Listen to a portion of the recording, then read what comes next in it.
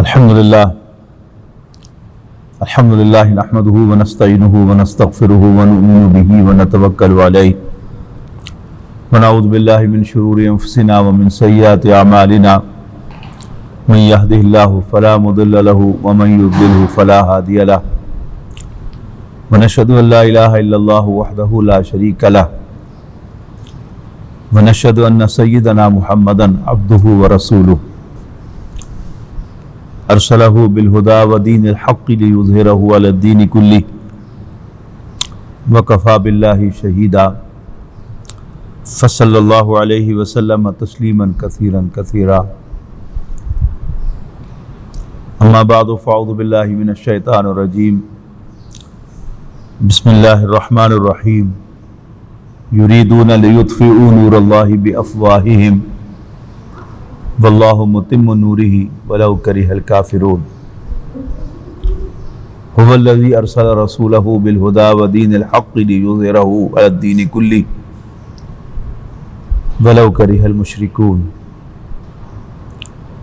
یا ایھا الذین آمنوا هل ادلکم علی تجارۃ تنجیکم من عذاب علیم تؤمنون باللہ ورسولہ وتجاہدون فی سبیل اللہ باموالکم وانفسکم ذالکم خیر لکم ان کنتم تعلمون۔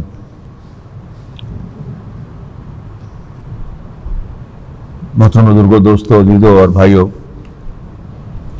آپ کو معلوم ہے کہ ذوالقعدہ کا مہینہ ان پروگرس ہے اور اس کی آج 18 تاریخ ہے۔ نبی اکرم صلی اللہ علیہ وسلم کی سیرت کے حوالے سے سیرت کا ایک عظیم واقعہ یعنی صلح حدیبیہ وہ اسی ذوالقعدہ کے مہینے میں واقع ہوا۔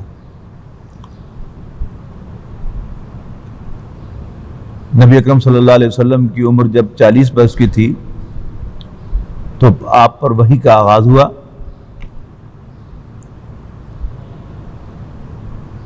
اور ظلم و تشدد کے بازار گرم ہوئے۔ اولاً مسلمان ہجرت حبشہ پر مجبور ہوئے اور ذاتی طور پر نبی اکرم صلی اللہ علیہ وسلم پر اگرچہ براہ راست کوئی باقاعدہ دست اندازی نہیں ہو سکی،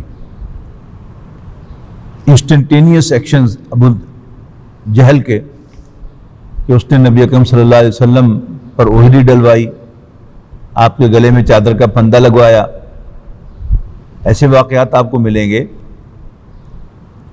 لیکن کوئی باقاعدہ نبی اکرم صلی اللہ علیہ وسلم کے خلاف اسالٹ مکے کے اس قبائلی معاشرے کے اندر ممکن نہیں تھی۔ مکہ مکرمہ ایک قبیلے کا شہر تھا، اس میں صرف کرشی رہ سکتا تھا یا کرشی کا غلام یا اس کا حلیف۔ اس قبیلے کے اندر مختلف خاندان تھے، بنو ہاشم، بنو مروان، بنو امیہ، بنو تیم وغیرہ وغیرہ۔ ہر خاندان کا اپنا ایک نظام تھا اور خاندان کے سربراہ کی اجازت کے بغیر خاندان کا کوئی فرد برائے نام تھا، اس کی کوئی انڈیپینڈنٹ ایگزسٹنس نہیں تھی۔ نبی اکرم صلی اللہ علیہ وسلم پر جب وحی کا آغاز ہوا تو ابو طالب خاندان بنو ہاشم کے سربراہ تھے اور انہوں نے سربراہی کا حق ادا کرتے ہوئے نبی اکرم صلی اللہ علیہ وسلم کو پروٹیکٹ کیا۔ یہ ذہن میں رکھیے گا کہ پروٹیکٹ کرنا اور شے ہے اور کسی کو فائنینشلی سپورٹ کرنا یہ اور شے ہے۔ ابو طالب اتنے امیر آدمی نہیں تھے کہ وہ نبی اکرم صلی اللہ علیہ وسلم کو سلور سپون کے ساتھ کھلا سکتے، لہذا خود نبی اکرم صلی اللہ علیہ وسلم کو بچپن ہی سے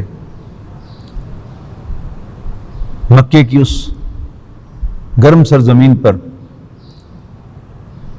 کسی خاندان کے جانور چرانے پڑے۔ لیکن جب نبی اکرم صلی اللہ علیہ وسلم کچھ بڑے ہوئے تو آپ کے چچا ابو طالب نے آپ کو تجارت کے پیشے سے وابستہ کیا اور آپ لوگوں کا مال لے کے جاتے تھے، اسے بیچ کر آتے تھے اور اس میں سے کمیشن انہیں ملتا تھا۔ گویا آپ ملازم تو نہیں تھے، البتہ تاجر بھی نہیں تھے۔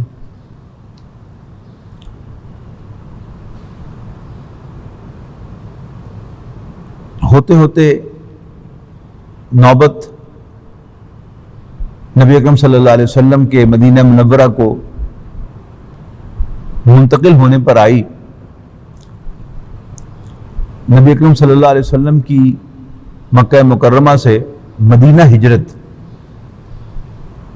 ایک اعتبار سے ایک بہت بڑی ناکامی تھی کہ جس شہر میں آپ مبعوث فرمائے گئے اس شہر میں نبی اکرم صلی اللہ علیہ وسلم کے لیے رہنا بھی ممکن نہ ہوا۔ لیکن تاریخ نے یہ ثابت کیا کہ نبی اکرم صلی اللہ علیہ وسلم کا مکہ مکرمہ کو چھوڑنا ہی در حقیقت ایک زینہ تھا، ایک سیڑھی تھی کہ جس سے آپ کامیابی کی طرف بڑھے۔ اگر ابو طالب زندہ رہتا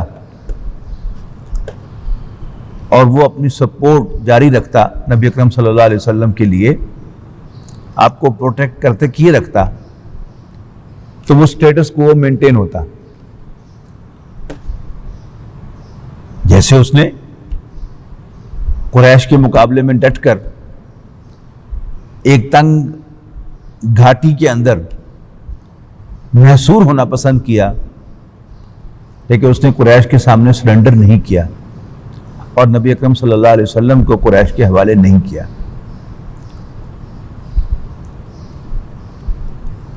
3 سال کا مقاطعہ، 3 سال کا بائیکاٹ ہوا اور خاندان بنو ہاشم ایک تنگ گھاٹی کے اندر محصور ہوا، قید رہا۔ سن 10 نبوی میں نبی اکرم صلی اللہ علیہ وسلم کی اور خاندان بنو ہاشم کی اسیری ختم ہوئی۔ آپ اس بائیکاٹ سے نکلے۔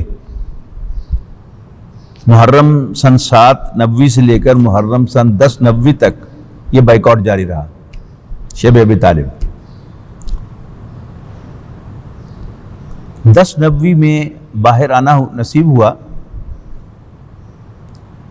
لیکن 2 نعمتیں اللہ تعالیٰ نے نبی اکرم صلی اللہ علیہ وسلم سے واپس لے لی۔ ایک حضرت خدیجہ کا انتقال ہو گیا، جو ایک غیر معمولی نعمت تھی نبی اکرم صلی اللہ علیہ وسلم کے لیے، اور دوسرے ابو طالب کا انتقال ہو گیا، جس نے 10 سال تک نبی اکرم صلی اللہ علیہ وسلم کو پروٹیکٹ کر کے رکھا ہوا تھا۔ اب اللہ کو منظور تھا کہ یہ پروٹیکشن ختم ہو جائے، ختم ہو گئی۔ ابو لہب خاندان کا سربراہ بن گیا۔ ظاہر ہے، یعنی آج بھی آپ وقتاً فوقتاً تصاویر دیکھتے ہیں کہ یہ فلاں خاندان کے فلاں بزرگ فوت ہوئے تھے، تو اس کے بعد فیصل صالح حیات کی دستار بندی ہوئی، ہمارے وزیر اعلیٰ صاحب کے والد کا انتقال ہوا تھا تو ان کی دستار بندی ہوئی تھی بطور خاندان کے سربراہ کے۔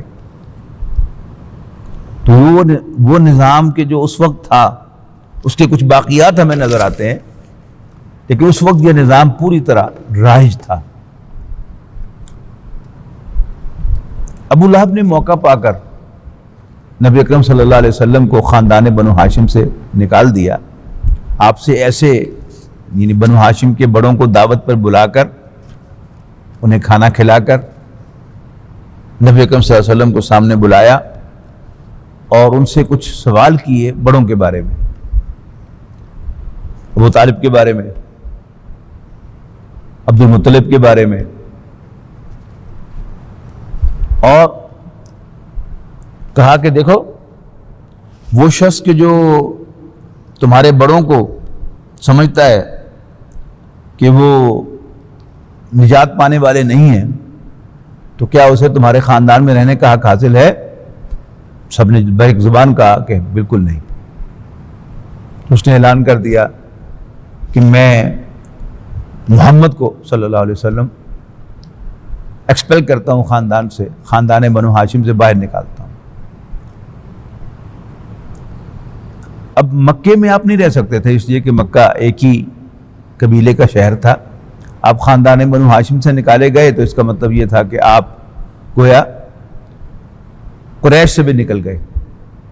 آپ نے ایک دو لوگوں سے اسائلم کا تقاضا کیا، پروٹیکشن مانگی، انہوں نے نہیں دی، آپ طائف تشریف لے گئے، اور طائف میں جو کچھ ہوا وہ آپ کو معلوم ہے۔ آپ کو واپس مکہ مکرمہ میں ایک مشرک کی پناہ، مطعم بن عدی نامی ایک مشرک تھا، شریف آدمی تھا، اس کی پناہ لے کر مکہ مکرمہ میں داخل ہونا پڑا ہے۔ طائف کا واقعہ جو ہے یہ سن 1190 کا واقعہ ہے، اور اس کے بعد پھر معراج ہوئی ہے۔ اور معراج کے بارے میں کئی دفعہ اسی منبر سے آپ کو بتا چکا ہوں کہ اللہ تعالیٰ کے رسول اللہ صلی اللہ علیہ وسلم کی حیات طیبہ کے ہر ایونٹ کو اس جد و جہد کے لیے سیٹ کیا ہوا ہے، اس مشن کے لیے سیٹ کیا ہوا ہے، ارینج کیا ہوا ہے، جس مشن کے لیے اللہ تعالیٰ نے رسول اللہ صلی اللہ علیہ وسلم کو مبعوث فرمایا تھا۔ میں یہ سمجھتا ہوں کہ اس موقع پر معراج نبی اکرم صلی اللہ علیہ وسلم کو تسلی دینے کے لیے تھی کہ میں تیرے ساتھ ہوں۔ لہذا معراج ہوئی ہے رجب کی 27ویں شب، اور اس کے 4 ماہ کے بعد شعبان، رمضان، شوال، ذوالقعدہ اور 5واں مہینہ ذی الحج کا ہے، اس کے آغاز ہی میں حج ہوتا ہے۔ اس حج میں نبی اکرم صلی اللہ علیہ وسلم نے مدینہ، جس کا نام اس وقت یثرب تھا، کے آئے ہوئے 5 افراد سے ملاقات کی، انہیں اپنا تعارف کروایا، انہیں ایمان لانے کی دعوت دی، وہ ایمان لے آئے۔ اگلے سال 12 افراد آئے، حضرت مصعب بن عمیر کو لے گئے معلم اور مدرس کے طور پر، مقری کے طور پر، قرآن پڑھانے والا، قاری۔ انہوں نے کچھ اس طرح انہیں قرآن مجید پڑھایا، ان کے دلوں میں اتارا، ان کے خون کا جز بنایا کہ وہ کاشتکار لوگ شیر بن گئے۔ اور اگلے سال وہ ایک پیشکش لے کے آئے، اور وہ پیشکش کیا تھی؟ وہ قریش کے سورماؤں کے منہ میں ہاتھ ڈالنا تھا۔ اس لیے کہ جو شخص بھی نبی اکرم صلی اللہ علیہ وسلم کو پروٹیکٹ کرے، جو شخص بھی، جو قبیلہ بھی رسول اللہ صلی اللہ علیہ وسلم کو پروٹیکٹ کرے، وہ گویا قریش کی دشمنی مول لیتا ہے۔ عرب کے سورما، عرب کے رساگیر قریش تھے، اور قریش سے دشمنی لینے کا مطلب یہ تھا کہ آپ نے پوری دنیا کی دشمنی مول لے لی۔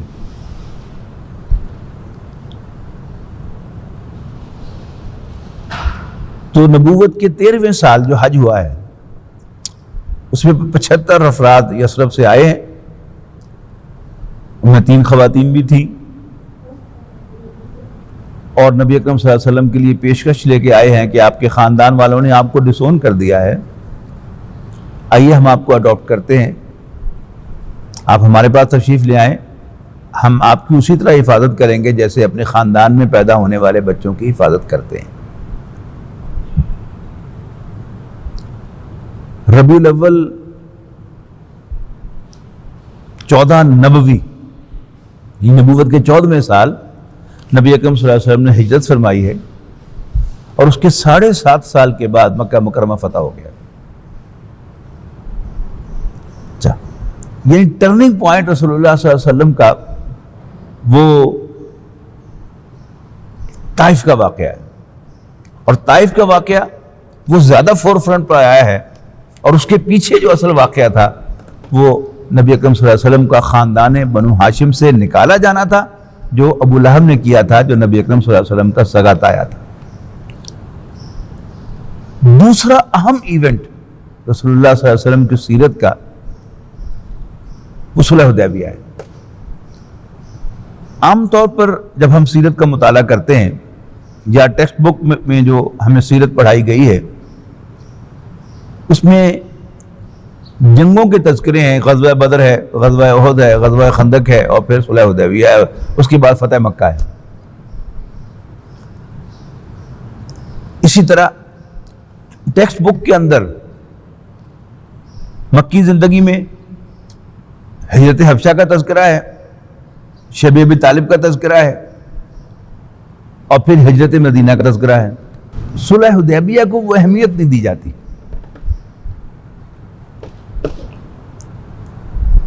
صلح حدیبیہ جو ہے وہ ذی قعدہ کے مہینے میں ہوئی, جس کے لیے آج میں نے یہ موضوع باندھا ہے کہ رسول اللہ صلی اللہ علیہ وسلم کی سیرت کا ایک ٹرننگ پوائنٹ جو ہے وہ حضور صلی اللہ علیہ وسلم کا خاندان بنو ہاشم سے نکالا جانا ہے. اور کسی شخص کے لیے عرب کے اس معاشرے میں خاندان سے نکالا جانا, اب وہ سروائیو نہیں کر سکتا جب تک اسے کوئی پناہ نہ دے. ماضی قریب میں ہم نے مشاہدہ کیا ہے اس طرح کی چیز کا کہ اسامہ بن لادن رحمہ اللہ وہ عرب کے پیدائشی سٹیزن تھے, لیکن کویت اور عراق کی جنگ کے بعد, کیونکہ اس جنگ میں سعودی عرب نے انوائٹ کیا تھا امریکہ کو کہ وہ اپنے اڈے بنائے اور کویت کی مدد کرے, اسامہ بن لادن نے تقاضا کیا سعودی حکومت سے کہ اب امریکہ کو وہاں سے نکالیں ورنہ یہ یہاں پر پکے پاؤں جما لے گا, جنگ ختم ہو گئی ہے, اس کی ضرورت نہیں ہے. اب امریکہ تو ظاہر ہے بڑی پلاننگ سے وہاں آیا ہوا تھا, اس کا نکلنے کا کوئی ارادہ تھا نہیں, لہٰذا انہوں نے سعودی حکومت کو پریشرائز کیا, پرسویڈ کیا کہ اسامہ کی سٹیزن شپ کینسل کر دیں. اب جب اسامہ سعودی سٹیزن نہیں رہے تو معلق ہو گئے, اب انہیں کوئی اور ملک پناہ دے تو وہ سروائیو کر سکتے ہیں. تو سوڈان نے انہیں پناہ دی, اور سوڈان کا وہ ناطقہ بند کیا امریکہ نے کہ سوڈان کو معذرت کرنی پڑی اسامہ بن لادن سے کہ پلیز وی آر سوری کہ ہم آپ کو پناہ دی تھی ہم نے, لیکن ہمیں یہ بڑی ایکسپینسو پڑ رہی ہے, تو پلیز آپ یہاں سے چلے جائیں. دھکا نہیں دیا لیکن ریکویسٹ کی کہ پلیز آپ یہاں سے چلے جائیں. تو ادھر ملا عمر, اللہ تعالیٰ ایک سٹیج سیٹ کرتا ہے نا, کہ ادھر سے وہ ہو رہا تھا کہ سوڈان ان سے معذرت کر رہا تھا, ادھر اللہ تعالیٰ نے سٹیج سیٹ کی کہ ملا عمر نے جو طالبان کی حکومت قائم ہوئی تھی افغانستان میں, انہوں نے اسامہ بن لادن کو پناہ دے دی. اب کیا ہو گیا کہ اسامہ بن لادن کو امریکہ نے اپنا دشمن نمبر 1 ڈکلیئر کیا تھا. اب سارا کا سارا غصہ جو ہے امریکہ کا وہ افغانستان کی طرف کنورٹ ہو گیا طالبان کے خلاف, اور امریکہ نے طالبان سے تقاضا کیا کہ اسامہ کو ہمارے حوالے کرو. ملا عمر نے کہا کہ جی آپ بتائیں, ثابت کریں کہ وہ مجرم ہے, ہم اسے سزا دیں گے. انہوں نے کہا نہیں ہمارے حوالے کرو. تو ملا عمر نے ملک بھر سے جو مفتیان کرام تھے ان کو بلایا مشورہ کے لیے کہ آپ مجھے مشورہ دیں کہ میں اس وقت کیا کروں. مفتیان کرام نے یہ تو فتویٰ نہیں دیا کہ آپ ضرور نکال دیں اسے, لیکن انہوں نے کہا کہ اسامہ کو یہاں سے نکل جانا چاہیے خود ہی. لیکن ملا عمر نے یہ فیصلہ کیا کہ ہرگز نہیں, یہ ہماری روایت کے خلاف ہے. اگرچہ دینی اعتبار سے ہم پر فرض نہیں ہے کہ ہم اسامہ کو یہاں سے نکال دیں, لیکن یہ ہماری روایت ہے پٹھانوں کی کہ ہم اپنے مہمان کو دھکا نہیں دیا کرتے کہ جاؤ. اس سے کیا ہوا, امریکہ اپنی پوری طاقت کے ساتھ اور اپنے سارے الائز کے ساتھ افغانستان پر حملہ آور ہوا 2001 میں. اور پھر جو کچھ وہاں پر ہوا آپ کو معلوم ہے کہ طالبان نے انڈر گراؤنڈ زیر زمین جانے کا فیصلہ کر لیا اور پھر گوریلا وار لڑی انہوں نے، اور اس گوریلا وار کے نتیجے میں انہوں نے امریکہ کو شکست دے دی۔ آج دنیا میں جو حالات آپ دیکھ رہے ہیں اس میں نوٹ کیجئے گا کہ fall of Afghanistan, fall of Kabul کہ طالبان نے زیر زمین جا کر انہیں وہ واک اوور دے دیا امریکہ کو، تو بظاہر کیا تھی وہ امریکہ کی فتح تھی، لیکن حقیقتاً وہ امریکہ کی فتح نہیں تھی، وہ طالبان کی فتح تھی۔ نبی اکرم صلی اللہ علیہ وسلم بھی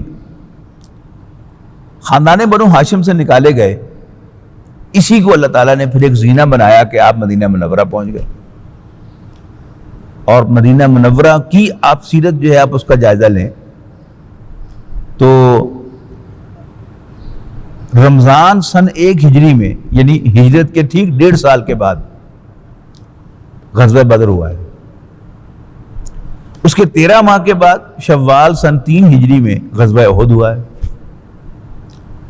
سن 4 ہجری میں کوئی بڑا مارکہ نہیں ہوا، لیکن چھوٹے موٹے مارکے تو بے شمار ہیں۔ اور پھر سن 5 ہجری میں غزوہ خندق ہوا ہے۔ غزوہ خندق کیا ہے؟ اس کو غزوہ احزاب بھی کہتے ہیں، یعنی 2 فریق ہیں نا اس کے، قریش اور نبی اکرم صلی اللہ علیہ وسلم۔ قریش چونکہ اپنے سارے الائز کے ساتھ پورے عرب کے جو مشرک قبائل تھے ان کو لے کے آئے تھے، حزب کہتے ہیں گروہ کو، احزاب اس کی جمع ہے، تو اس اینگل سے دیکھیں تو وہ غزوہ احزاب ہے کہ قریش اپنے سارے الائز کو لے کر مدینہ منورہ پر حملہ آور ہوئے، اور نبی اکرم صلی اللہ علیہ وسلم نے دفاع کیسے کیا؟ آپ نے خندق کھودی۔ اس زاویے سے دیکھتے ہیں حضور صلی اللہ علیہ وسلم کے پوائنٹ آف ویو سے تو غزوہ خندق ہے، یہ ایک ہی جنگ کے 2 نام ہیں، غزوہ خندق اور غزوۃ الاحزاب۔ 1 مہینے کا محاصرہ ہوا، اللہ تعالیٰ کی طرف سے خاص مدد آئی۔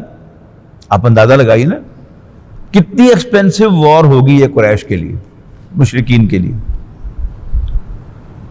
کہ 10,000 کا لشکر ہو، روز کتنے اونٹ ذبح ہوتے ہوں گے، کتنا اناج وہ کھاتے ہوں گے،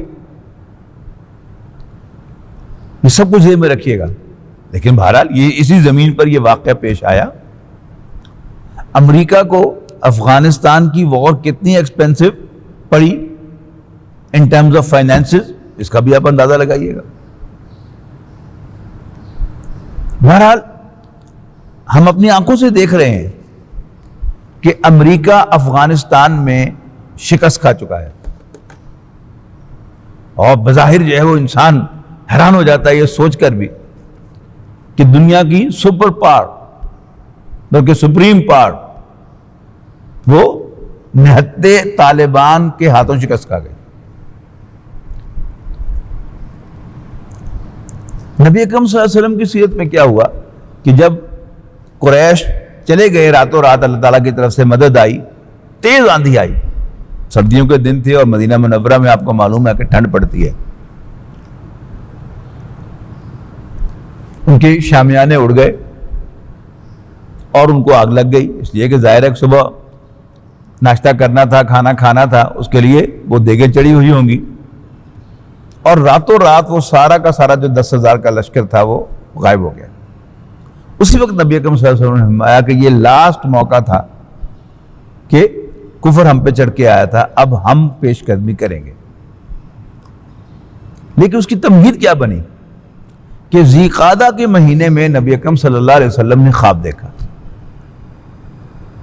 یا شوال کے آخری دنوں میں، کہ آپ خانہ کعبہ میں تشریف لے گئے اپنے ساتھیوں کے ساتھ، آپ نے کعبے کی چابی حاصل کی ہے اور کعبے کے اندر تشریف لے گئے ہیں، اور آپ اپنے ساتھیوں کے ساتھ خانہ کعبہ کا طواف کر رہے ہیں۔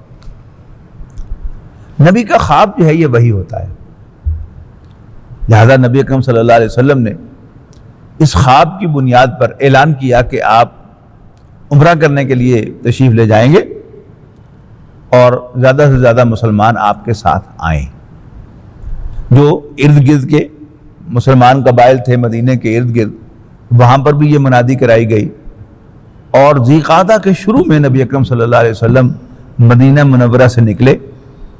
عبداللہ ابن ام مکتوم رضی اللہ تعالیٰ عنہ کو آپ نے مدینے کا چارج دیا اور آپ مکے کی طرف روانہ ہوئے۔ قریش کو بھی اس کی خبر ہوئی، اور ارد گرد کے جو قبائل تھے ان کو بھی خبر ہوئی کہ محمد صلی اللہ علیہ وسلم اپنے ساتھیوں کے ساتھ مکے کی طرف جا رہے ہیں، لہذا بہت سے قبائل نے راستے میں راستہ روکنے کا پروگرام بنایا، اور نبی اکرم صلی اللہ علیہ وسلم نے جب ان قبائل کی طرف سے کوئی وفد آنے لگا تو آپ نے صحابہ کرام کو حکم دیا کہ جو قربانی کے جانور ہیں، قربانی کے اونٹ ہیں، وہ نمایاں طور پر ان کے سامنے کیے جائیں، اور ایک ان کا روایتی طریقہ تھا کہ قربانی کے جانوروں پر ان کی کوہان کو چیر کر ایک خاص نشان بنا دیا کرتے تھے، جس سے پتہ چلتا تھا کہ یہ جانور قربانی کا ہے اور خانہ کعبہ کی طرف جا رہا ہے، لہذا کوئی اس کی طرف ہاتھ نہیں بڑھاتا تھا۔ تو ایسا ہوا کہ وہ قبائل جو راستے میں تھے انہوں نے جا کر قریش سے کہا کہ نہیں، ہم دیکھ کے آئے ہیں، وہ واقعتاً عمرے کے نیت سے آئے ہیں، جیسے ہمارے ہاں پٹھان جو ہے وہ اپنے پاس ہر وقت پسٹل رکھتا ہے، بندوق نہیں تو پسٹل ضرور رکھتا ہے، ایسے ہی عربوں کے ہاں تلوار نیام کے اندر یہ ان کا نارمل سفر کا سامان تھا کہ جب بھی وہ سفر پر نکلیں گے تو تلوار ان کے ساتھ ہوگی، لیکن اگر تلوار نیام کے اندر ہو تو یہ جنگ کی علامت نہیں ہے۔ تو نبی اکرم صلی اللہ علیہ وسلم نے اور کوئی ہتھیار ساتھ لے جانے کی اجازت نہیں دی تھی سوائے ایک تلوار کے، جو ان کا ایک نارمل یعنی سفر کا سامان ہے، اور وہ بھی نیام کے اندر۔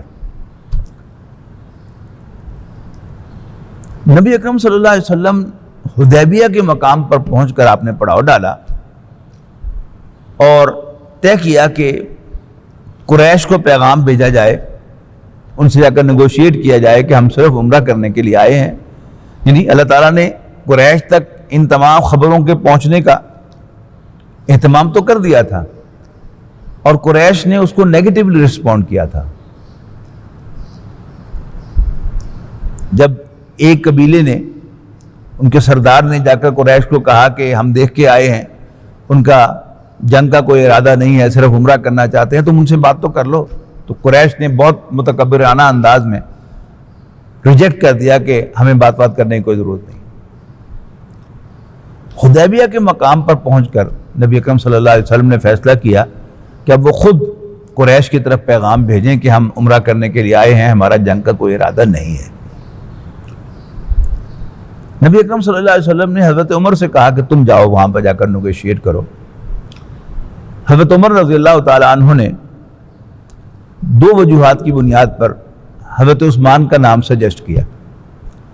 ایک تو یہ کہ حضرت عثمان بنو امیہ میں سے ہیں، اور اس وقت بنو امیہ میں ابو سفیان جو ہے وہ کیونکہ بنو امیہ سے ہے اور وہ اس وقت لیڈ کر رہا ہے قریش کو، تو وہ زیادہ انفلوئنشل ہے۔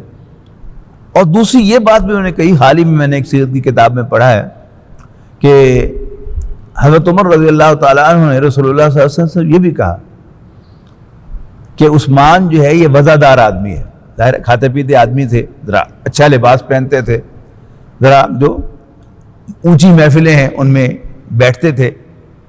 حضرت عمر رضی اللہ تعالیٰ عنہ بہت اسٹریٹ فارورڈ آدمی تھے، اور نیگوسیشن کے لیے اگر کوئی اسٹریٹ فارورڈ آدمی جب نیگوشیٹ کرنے کے لیے جائے گا تو وہیں پر لڑائی ہو جائے گی۔ ذرا ٹھنڈے مزاج کا آدمی جو ذرا گفتگو رکھ رکھاؤ کے ساتھ کرے، وہ جا کر نیگوشیٹ کر سکتا ہے۔ تو نبی اکرم صلی اللہ علیہ وسلم نے اس تجویز کو پسند فرمایا اور حضرت عثمان رضی اللہ تعالیٰ عنہ کو اپنا ایلچی بنا کر اپنے قریش کی طرف بھیجا۔ قریش نے ذرا استادی لگائی، استادی یہ لگائی کہ انہوں نے سب سے پہلے تو حضرت عثمان رضی اللہ تعالیٰ عنہ کو پیشکش کی کہ پہلے آپ عمرہ تو کر لیں۔ حضرت عثمان نے انکار کر دیا کہ رسول اللہ صلی اللہ علیہ وسلم سے پہلے میں عمرہ نہیں کروں گا، میں جس کام آیا ہوں میں پہلے وہ کام نپٹا لوں، آؤ میرے ساتھ گفتگو کرو آگے۔ تو انہوں نے جان بوجھ کر ڈیلے کیا، اچھا ابھی بیٹھتے ہیں، وہ فلانا آ جائے، یہ آ جائے، وہ آ جائے. 3 دن گزار دیے. مزید انہوں نے استادی یہ لگائی نبی اکرم صلی اللہ علیہ وسلم اور صحابہ کرام کو ڈی مورلائز کرنے کے لیے، خبر اڑا دی کہ حضرت عثمان کو شہید کر دیا گیا.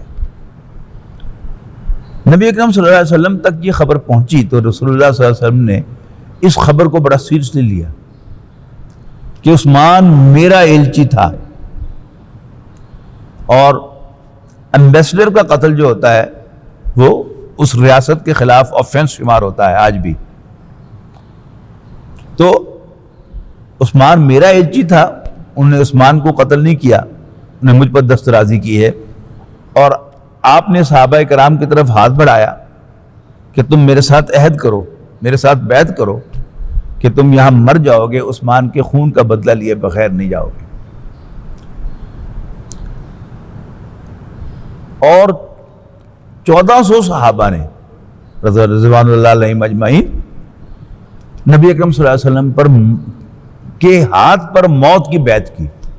1400 صحابہ نے نبی اکرم صلی اللہ علیہ وسلم کے ہاتھ پر موت کی بیعت کی کہ ہم مر جائیں گے لیکن عثمان کے خون کا بدلہ لیے بغیر نہیں جائیں گے. یہ جو بیعت تھی، ظاہر قریش بھی وہاں پر اپنی سرویلنس کیے ہوئے تھے، دیکھ رہے تھے. جب انہوں نے دیکھا کہ صحابہ نے رسول اللہ صلی اللہ علیہ وسلم کے ہاتھ پر موت کی بیعت کی ہے، اس نے ساری کی ساری سچویشن کو بدلا ہے. اب ان کو پسو پڑے کہ یہ جب لڑنے مرنے پہ تیار ہو گئے ہیں، یہ صرف لڑنے کے لیے نہیں، لڑنے مرنے کے لیے تیار ہو گئے ہیں، تو شاید ہم ان کے مقابلے میں ٹھہر نہیں سکتے. اب آیا پھر ان کا وفد سہیل بن عمرو کی قیادت میں. سہیل بن عمرو جو تھا یہ نیگوسیشن کا ماسٹر تھا، لہذا اسی کو بھیجا انہوں نے، اور اس نے آ کر نیگوشیٹ کیا اور کہا کہ ہم 10 سال کا نو وار پیکٹ کرتے ہیں، 10 سال تک ہم ایک دوسرے کے خلاف کوئی جنگ نہیں کریں گے.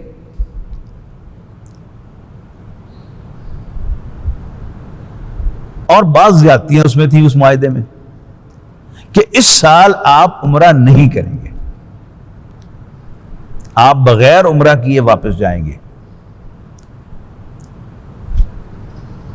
پھر اگلے سال آپ آئیں گے، بھئی ایک تلوار صرف پاس ہوگی، وہ بھی نیام کے اندر ہوگی.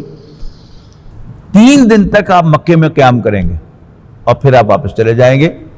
ہم ان 3 دنوں میں پہاڑوں پر چلے جائیں گے، اس لیے کہ ہم یہ برداشت نہیں کر سکتے کہ ہمارے دشمن ہماری موجودگی میں خانہ کعبہ کا طواف کریں. نبی اکرم صلی اللہ علیہ وسلم نے یہ شرط بھی مان لی. اور ایک شرط یہ تھی کہ جب کوئی مسلمان نبی اکرم صلی اللہ علیہ وسلم کو چھوڑ کر مکے آئے گا، یعنی اسلام چھوڑ کر کفر کافر ہو کر مکے آئے گا، تو قریش پابند ہوں گے کہ اس کو واپس نہ کریں. لیکن اگر کوئی کافر مسلمان ہو کر قریش کو چھوڑ کر مدینے جائے گا تو حضرت محمد صلی اللہ علیہ وسلم پابند ہوں گے کہ اس کو واپس قریش کے حوالے کریں، یعنی ڈسپیرٹی کی بنیاد پر. صرف ایک شک تھی کہ جو برابری کی بنیاد پر تھی کہ عرب کا کوئی بھی قبیلہ آزاد ہوگا کہ وہ چاہے تو رسول اللہ صلی اللہ علیہ وسلم کا الائی بن جائے اور چاہے تو قریش کا الائی بن جائے. تو عرب کے 2 قبیلے تھے، بنو خزاع اور بنو بکر. یہ ایک دوسرے کے دشمن تھے. بنو بکر پہلے سے قریش کے حلیف تھے. اس معاہدے کے ہوتے ہی بنو خزاع نے رسول اللہ صلی اللہ علیہ وسلم کے ساتھ دوستی کر لی، آپ کا الائی بن گیا وہ قبیلہ. قریش کو اس پر بڑا وٹ تھا. اچھا مجبوری تھی، ہم نے معاہدہ کرنا تھا، کچھ تو دینا ہی تھا. تو ایک واحد چیز جو دی تھی وہ لکھنے کے لیے تھی، کرنے کے لیے تھوڑا تھی. اور یوں انہوں نے ڈیسائیڈ کیا کہ ہم بنو خزاع کو سبق سکھائیں گے. نبی اکرم صلی اللہ علیہ وسلم نے اگلے سال عمرہ فرمایا، عمرہ قضا. قربانی کی، اور آپ نے تیسرے روز جو جانور ذبح کیے تھے، جو اونٹ ذبح کیے تھے، ان سے قریش کی ضیافت کا پروگرام بنایا. لیکن قریش کی طرف سے پہلے پیغام آ گیا حضور صلی اللہ علیہ وسلم کی طرف سے، دعوت کا پیغام پہنچنے سے پہلے، کہ 3 دن پورے ہو گئے ہیں تو آپ پلیز یہاں سے چلے جائیں. تو نبی اکرم صلی اللہ علیہ وسلم نے اس معاہدے کی روح سے، چونکہ 3 ہی دن طے تھے، لہذا آپ نے ضد نہیں کی کہ کھانا کھا لو پھر شام کو چلے جائیں گے، تو آپ نے فوراً وہاں سے کوچ کا پروگرام بنایا اور آپ واپس مدینہ منورہ آ گئے. اس کے بعد بنو بکر نے بنو خزاع کے خلاف اسالٹ کیا، رات کے اندھیرے میں حملہ کیا، اور قریش کی ری ایشورنس آشیرواد شامل تھی.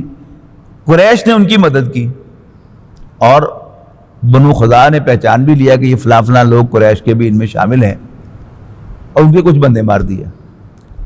اب بنو خزاع نبی اکرم صلی اللہ علیہ وسلم کے پاس آئے کہ آپ کی دوستی ہمیں مہنگی پڑی ہے، تو کیا آپ ہمیں خون بہا دلائیں گے؟ نبی اکرم صلی اللہ علیہ وسلم نے قریش کی طرف اپنا ایلچی بھیجا کہ تم نے یہ حرکت کی ہے، بتاؤ خون بہا ادا کرو گے یا تم نے معاہدہ توڑ دیا؟ تو انسان کی ایک کیفیت ہوتی ہے نا، جب انسان فتح یاب ہوتا ہے تو ذرا ایموشنل ہوتا ہے، اور فتح کا نشہ چڑھا ہوا ہوتا ہے اس کو. تو ابو سفیان نے کہا کہ جاؤ محمد سے کہہ دو کہ ہم نے معاہدہ توڑ دیا ہے.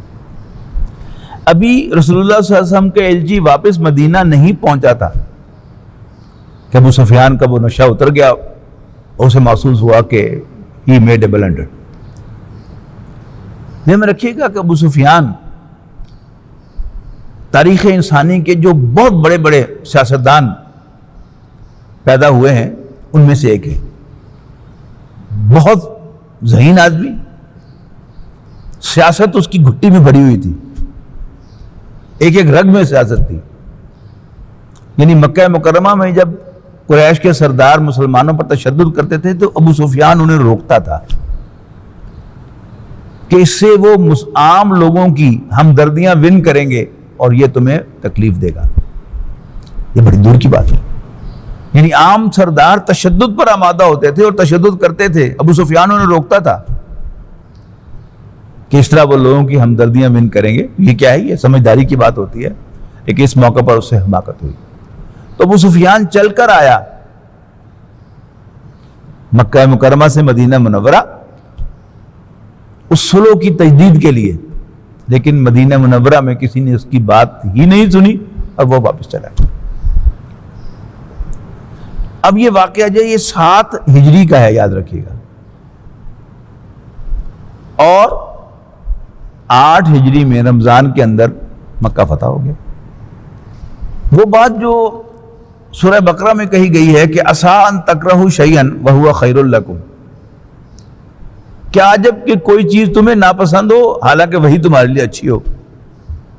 وعسیٰ ان تحبوا شیئا وہو شر لکم، اور کیا پتا کہ تم کسی چیز کو پسند کرو حالانکہ وہی تمہارے لیے بری ہو. واللہ یعلم وانتم لا تعلمون، اللہ تو جانتا ہے لیکن تم نہیں جانتے.